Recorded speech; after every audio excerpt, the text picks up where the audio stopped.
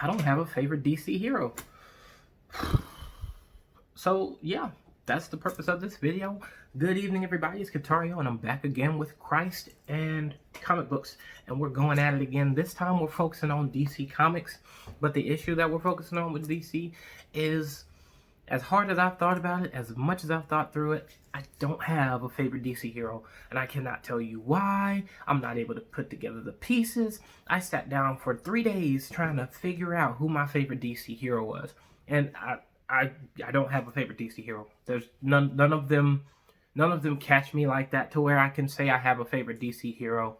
You know, none of them have done anything that's really made me feel this huge connection with them as a hero to where I can be like, that's that hero right there. That's the guy that I look to. That's the guy who's has the best stories. That's the guy who's done some of the most amazing stuff throughout the entire series. Now, some of y'all listening to this are probably like, well, Doug and Tario, that's Batman. Well, Doug and Tario, that's Superman. Hey, have you seen all of what they wrote for Green Lantern? Wonder Woman's doing pretty great right now. Hey, I don't disagree with any of that. And that's the most that I've come to when it comes to DC. And I mean no disrespect to Marvel, because Marvel is the GOAT. Marvel is A1, steak, sauce. But the thing about DC is DC seems to have made some of the greatest stories when it comes to the comic book universe. They have made some magnificent stories. One of the ones that I want to reference right now is when they did Blackest Night and Brightest Day. The two-part series is bringing in the one, they're harping more so, giving more clarity to the different colors of the spectrum, of the emotional spectrum, which the rings have their power, where you got green, yellow, pink, indigo, blue, orange, black and white. You know, they have all of these rings from the emotional spectrum, where they have all of these powers. And so Blackest Night is bringing up into the black lanterns and their rings, and then the white lanterns and their rings, of course, death and then life. And it's just an amazingly written story to do more than just write a good story. It's to bring back some heroes that DC had to write off because they weren't getting that much of a fan base. And this was their way of revamping them and saying, hey, we're going to target these people again. We're going to try and do this again and make another great epic story. And that's the in-depth stuff of what they were doing. But they were also playing off of the Kree that the Green Lanterns say every time they go to use their power to reinvigorate them. That's their quote. That's their go-to. That's what they state on the daily. You know, that's their tagline. But it seems that tagline had more depth than I think any DC fan had ever imagined until they came out with Blackest Night and Brightest Day. So it was amazing how they used that to bring in such a magnificent story, you know. And that's so great about DC. DC has great stories. One of their biggest and best ones is the death of Superman. If anyone loves a good DC story, it's the death of Superman. I love it for Doomsday because, man, Doomsday was a trucker. Doomsday came in, he beat every hero. He tackled Wonder Woman, he tackled Green Lantern, he tackled Guy Gardner. He took on everybody, knocking them left and right and beating them up. And then Superman comes in. Superman's got black eyes and bleeding and scars across his face, and you're just like, Superman's not as immortal as we thought he was. And at least for me, I hate to be that guy, but I was just like, yes, someone can make Superman bleed. I hate to be that guy, but that's what they did, and that's when they brought in the whole, you know, he was actually just in a coma. He wasn't actually dead. I hate that. What actually was better about that lead up, though, was that they wrote it to where Superman's Earth father, Jonathan Kent, was had a heart attack because he was dealing with the loss of his son, and while they're on the way to death, so to speak, Jonathan sees Superman and brings him back. He brings him back. He keeps him from going across that line of staying dead, which in turn probably triggered the awakening of the next level of his abilities. But the way that they wrote that was very deep and very emotional and very connective. But it doesn't really keep me connected to Superman, which is, again, why I don't have that favorite hero. But they have such magnificent stories. You know, I even enjoy the Wonder Woman stories. I don't think her opponents are all that powerful or all that great outside of Ares. But Wonder Woman has had some great stories. Some of the other people that have had an impact on me when it comes to what stories have been written for them is the Justice League entirely. When they did the story of Injustice, I was amazed at the story of Injustice to see how Batman and Superman contending with each other wasn't about of I'm going to kill you or you're going to kill me. It was just an in-depth look at the thought process of what goes into being a hero, how it's not simple enough to be like, you know, I'm just going to do good all the time. There's going to be something that's going to break me, and there's going to be someone that's going to break me. And then the spectrum of what it means to be a hero can change based off of that.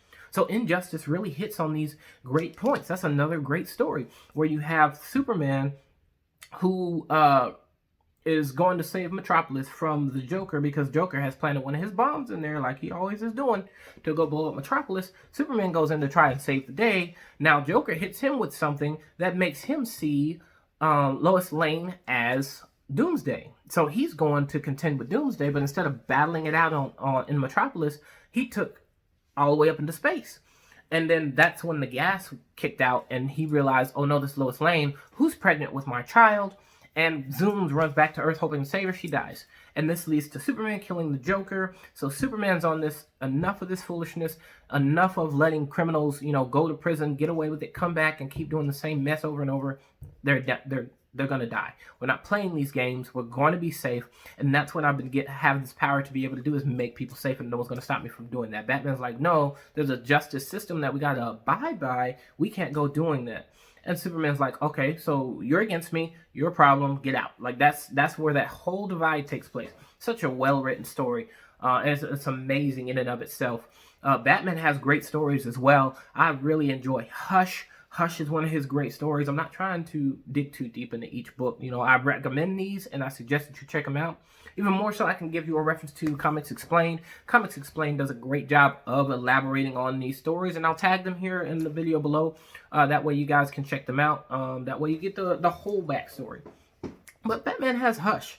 And then he has Death of the Family. He has The Killing Joke. These are all amazing Batman written stories that just draw you in to what's being done and what's being said and what's so great about them. You know, I actually took a moment to post on Facebook about that and ask that question, you know, like, who's your favorite DC hero? I needed to hear some prospects. I needed to hear from some people.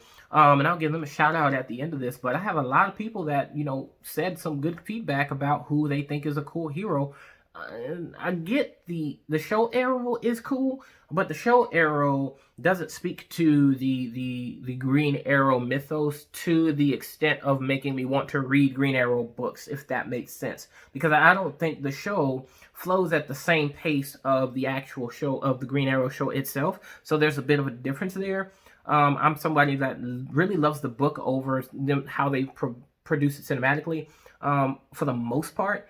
That's why I haven't sat down to watch Arrow, and that's my perspective on that. But I respect those that have a good view on Arrow and his impact in the DC universe. So I'll definitely give these people a shout out here at the end. But another great story, I think they did great with Infinite Crisis and Crisis on Infinite Earths. This two-part series was amazing. The way they used these stories to lead up to other stories was amazing. Crisis on Infinite Earths, oh my gosh, man. When I didn't read it, but when I listened to what took place in this story, bro, I was shook, because Superman going against old Golden Age Superman, going against Superboy Prime Superman, and then you got Superboy from his universe, you know, not even able to contend on their level. Like, it's just so crazy. So to summarize, like, my favorite part about this, right? So Superboy Prime tagged with a clone of Lex Luthor who wants to basically reset the universe. So there's multiple universes to DC, and they're coming to collide. So they bring in, like, Golden Age Superman to work with them. They bring in Superboy Prime to work with them. Now, the particular part that I thought was crazy and interesting was them bringing in Superboy Prime, who, to summarize, from his universe, Superman was just a comic book, but turns out it seems as though it's actually written about Superboy Prime, and Superboy in that moment, you know, realized, hey, I have all these powers. The thing that didn't affect him was the weaknesses of the regular Superman. So that's where his superiority comes in as a character. But the thing was, he wanted things to get back to the way it was in the comics, where the heroes saved the day. There wasn't all of this death. There wasn't all of this betrayal. There wasn't these heroes losing themselves to their power. You know, we're supposed to do right with our power. Like, he was coming with that mindset. We're supposed to do good. We're supposed to be great. We're supposed to be obedient. right?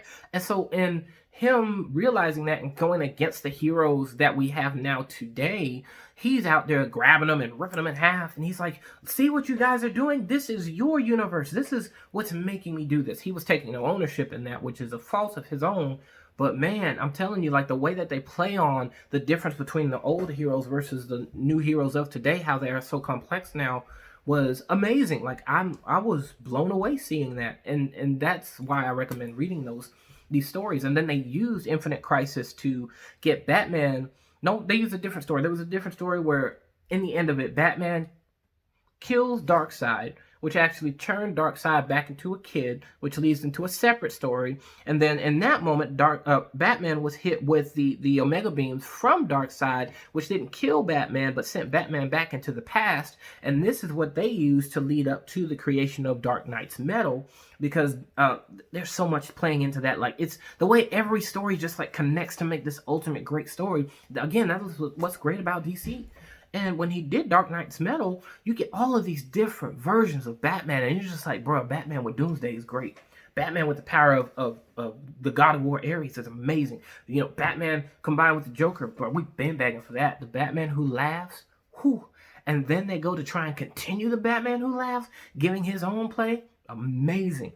What they did was in this, and this is again the greatness of DC, is DC brings in a lot of opportunities to be able to create more, to expand their universe. They don't have to keep the same characters, to keep doing the same things. They can trust new characters to do new things and to make more. They can expand their story. So Dark Knight's Metal reveals that there's a positive multiverse, and then there's a negative multiverse. Positive meaning all the good the best of good that can turn out from these universes, and then the worst of these universes. So it allows for them more playroom with their creative writing and with their new ideas. So that's what's so great about DC, and that's what I want to say is great about DC.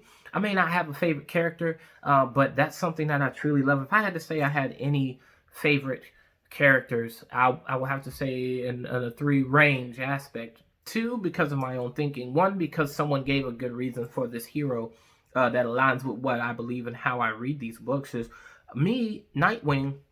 Nightwing goes from being the guy with that follows with Batman to be, as Robin, of course, to becoming his very own hero. So it's just like, you know, he becomes his own hero. He determines what he wants to do, who he wants to become, getting his own outfit, getting his own name, and he becomes his own character at that point. So I truly respect him. Nightwing's one of my favorites of all time. And then you got Static Shock, who growing up, he came in as an animated series, but the way the animated series portrayed him, which, again, this is one of those few moments where the show beat out the book for me, but Static Shock, amazing.